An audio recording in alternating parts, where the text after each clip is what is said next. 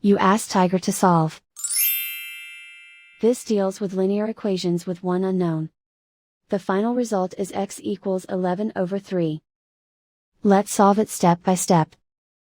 Group all constants on the right side of the equation. Subtract 11 from both sides. Group like terms. Simplify the arithmetic.